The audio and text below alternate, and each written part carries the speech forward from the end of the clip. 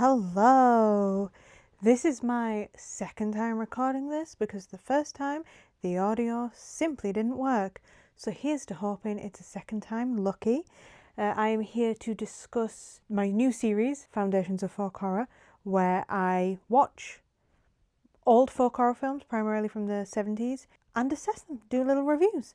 So the first film I have watched is called Penders Fen. Penders Fen was originally aired on TV in 1974 as a part of the British anthology series Play for Today. It was written by David Rudkin and directed by Alan Clark. The story follows a teenage boy, Stephen, who is very uptight and deeply Christian. He is the son of a pastor who manages to be significantly less zealous than Stephen himself. Throughout the movie, Stephen grapples with his identity and with his sexuality while suffering from relentless visions of angels, demons, and old pagan entities. Stephen really wants to be an upstanding English gentleman. He really believes in the sanctity of marriage and that it is the duty of couples to produce children. However, Stephen is gay, and as he finds out on his 18th birthday, he is adopted and born of foreign parents. In my opinion, the movie manages to be really compassionate towards Stephen. Everybody in his life who's close to him accepts him for who he is. He does get bullied at school, and there was a bit of one of his teachers was telling him off, but by and large, the people in his life are very supportive of him, and his father is an Anglican pastor, and throughout the course of the movie, Stephen does gradually become more accepting and more understanding towards other people. The film really explores British, primarily English, heritage and culture. It really describes the clash between our old pagan traditions and our modern sensibilities. It portrays the land itself as a character within the film and also as something that remembers its history and its venerable past. One scene in particular that I really liked was a conversation between Stephen and his dad. They are discussing Joan of Arc and her sainthood, and his dad remarks that Joan could have been talking to the Christian God or could have been communicating with the Christian God, but equally could have been communicating with a pagan deity from the area of France that she was from. And Stephen immediately reacts and goes, Satan? And his, once again, Anglican pastor father has to go, calm down there, buddy. Not everything that's not Christian is satanic.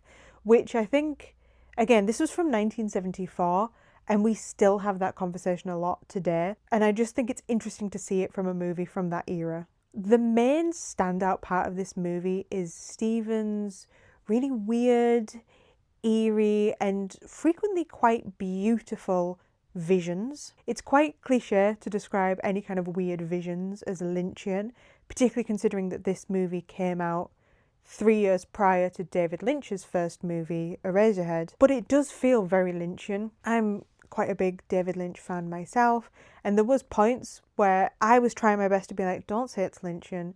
It's like when any cosmic horror happens and people call it Lovecraftian. Anything weird, I'm like, don't say it's Lynchian. It's its own thing. It felt really Lynchian at times. There is one scene in particular, which I'll show a quick clip from it, but I won't describe the scene in detail because I really think it's best to watch it. It was filmed in such a strange and uncomfortable way that it genuinely gave me the heebie-jeebies. I consider myself to be quite an aficionado when it comes to horror, and I'm not easily frightened.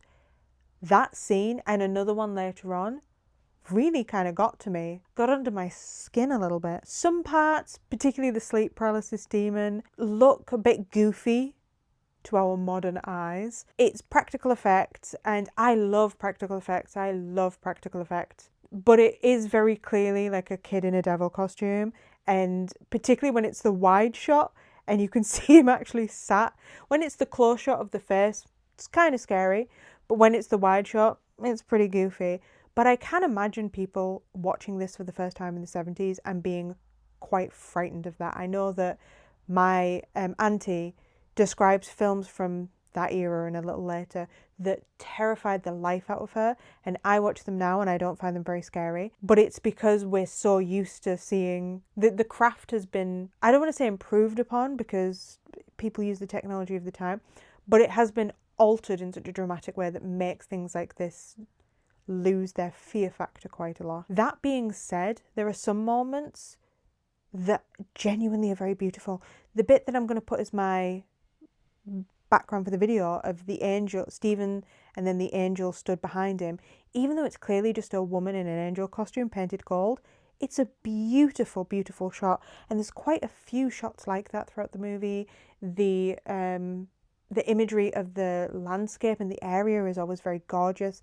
It is frequently a very beautiful movie. And everything feels really dreamlike, and it's never explained if these visions are hallucinations or if Stephen is having genuine religious experiences. And it is notable that the director, Alan Clark, once said that he has no idea what the film's about. I feel that it's about the struggle between our civilized modern world and our barbaric past. We tend to believe that we are far more enlightened than the people who've came before us. And we often don't acknowledge their rich cultures and the knowledge that they themselves had, some of which is the foundations of what we know and believe today, and some of which has kind of been lost, but doesn't mean it's any less wise or important. I will say, even I fell into that trap watching this film. I was really surprised to see a movie from the 70s explore topics such as homosexuality,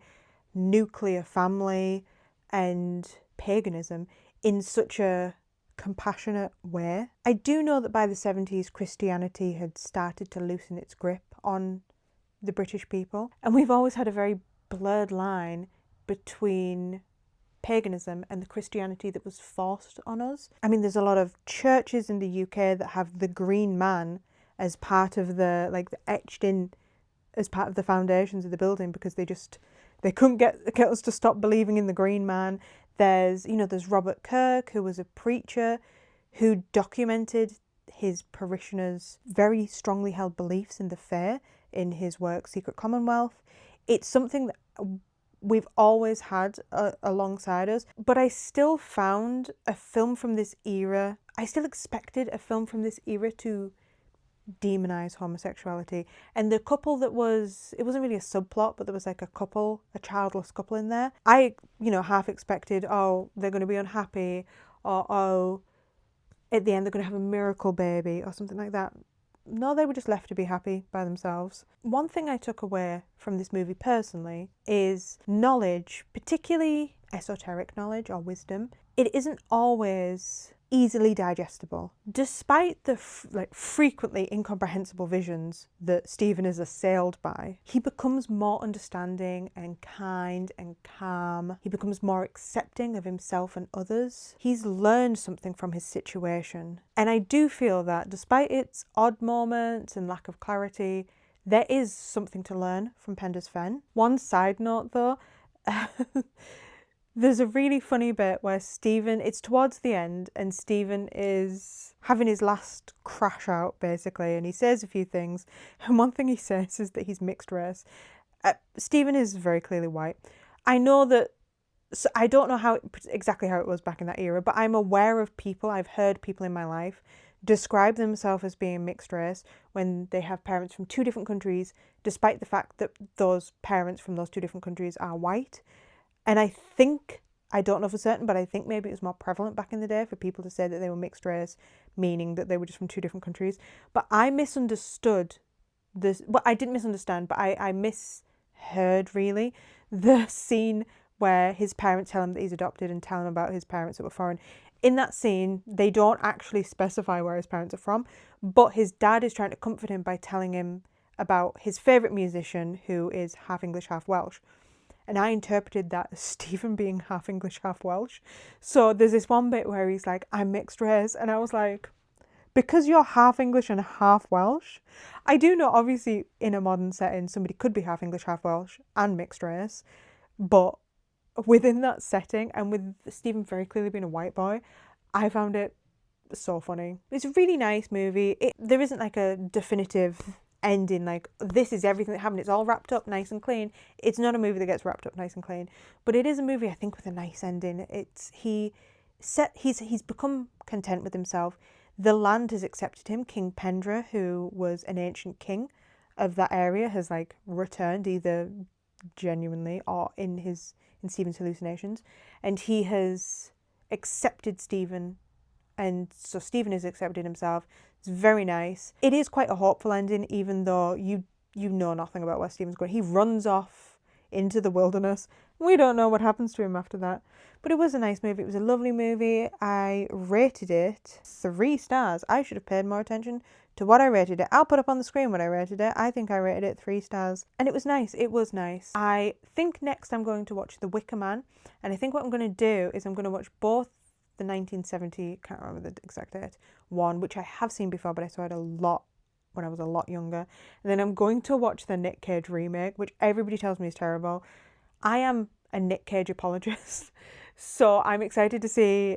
I'm going to watch them in close succession. If I get a full day to myself, I might watch one after the other. If I don't, I will watch them soon, and then I'll do a review of both of them to see how they line up in my estimations. Oh, I forgot to say, I decided specifically to sit here in my Baphomet dressing gown. I thought that would be cute. I also am here with Pan. I thought I'm picking different locations. I'm trying to see what location I like the most. This is cozy. This is comfy cozy. Would have been better if my microphone worked the first time. But yes, I'm here. I'm in my Baphomet dressing gown. Pan's here. Athena's here. I don't know if you can see her. That's the goddess Athena. Yeah. Anyway, I'll catch you next time. Fare thee well. Stephen, be secret. Child, be strange.